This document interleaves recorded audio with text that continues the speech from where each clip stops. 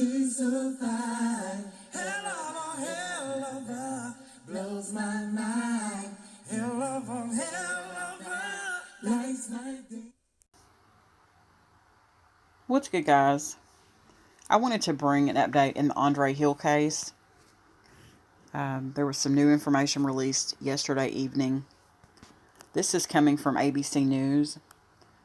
It's titled, Andre Hill did not appear to pose any threat before he was shot, officer tells investigators. It says, interview sheds new light on what led up to the fatal shooting.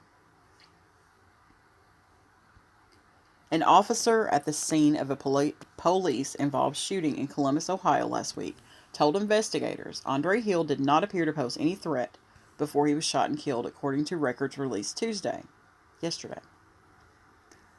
Officer Amy Detweiler also told police investigators that Hill, a black man, didn't say anything as he approached officers from a garage and that she didn't see a weapon, records from the Columbus Division of Police show. According to Detweiler, her then-partner Adam Coy yelled, quote, "There's a gun in his other hand. There's a gun in his other hand," end quote, before firing. Hill was unarmed, investigators said. That's a photo of Andre Hill. Said it was taken from his Facebook page. The interview shed some new light on what led up to the fatal incident on December the 22nd. Coy didn't activate his body camera until just after the shooting.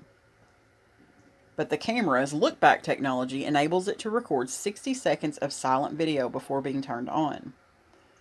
Detweiler's account reveals at least some of the interaction with Hill during that minute. Hill was shot after officers were dispatched to a non-emergency disturbance call from a neighbor who allegedly saw a man sitting in an SUV for an extended period of time, turning his car on and off, according to the Columbus Department of Public Safety. Detweiler told investigators she treated the incident as a suspicious person run, and that both she and Coy had their guns drawn when Hill was inside the darkened garage.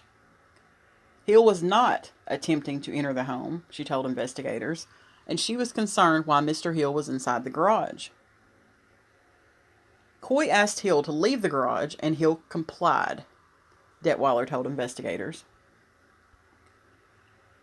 Officer Detweiler stated Mr. Hill was walking towards her with his cell phone raised in his left hand, according to the investigation records. Officer Detweiler stated she did not observe any threats from Mr. Hill. When Hill reached the rear bumper of the car inside the garage, he turned towards Coy and brought down his left hand, according to Detweiler, who told investigators she could not see Hill's right side. Officer Detweiler stated she did not see a weapon, the investigation report stated. But then Coy yelled, "There's a gun in his other hand," and Detweiler heard gunfire at this moment, the report said. And this is a photo of the scene. It says the Ohio Bureau of Criminal Investigation agents worked the scene of an officer-involved shooting.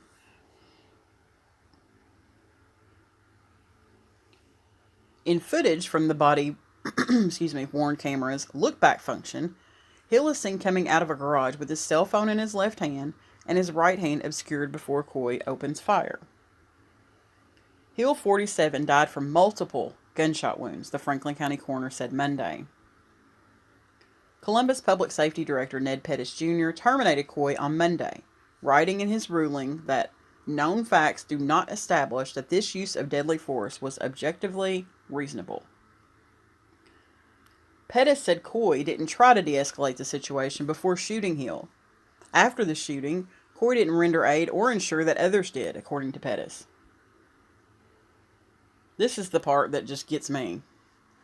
Coy, a 19-year veteran of the Columbus Division of Police, was not interviewed as part of the Columbus Division of Police administrative investigation to preserve the integrity of an ongoing criminal investigation, according to the records. The Ohio Bureau of Criminal Investigation is currently conducting an investigation.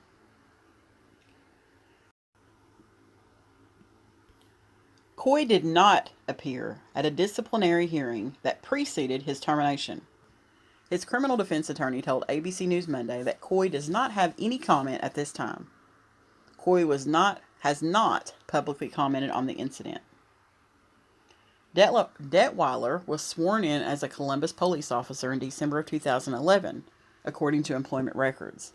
It is unclear from the records how long she had been Coy's partner.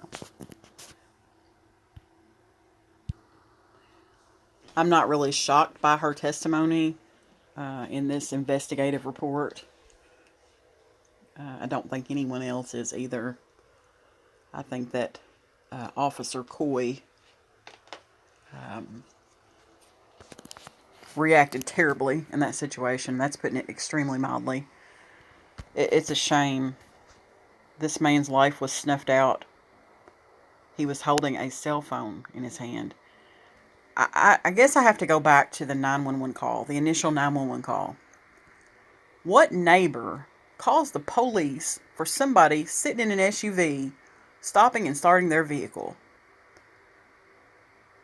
I wonder how that neighbor feels now, for being so damn nosy that you felt like you needed to call the police over that. Look, I don't call the police on people. It would have to be an extreme situation for me to do that. Just because of situations like this. I don't want that on me. So I often have wondered about this case and wondered what that neighbor thought, looking back in hindsight. It just blows my mind, the reasons for some of these 911 calls. And then for Officer Coy to react the way that he did. It's terrible. But I just wanted to bring that update to the channel. Officer Detweiler is telling the truth. And I'm going to end the video on that note. Thanks for watching, guys.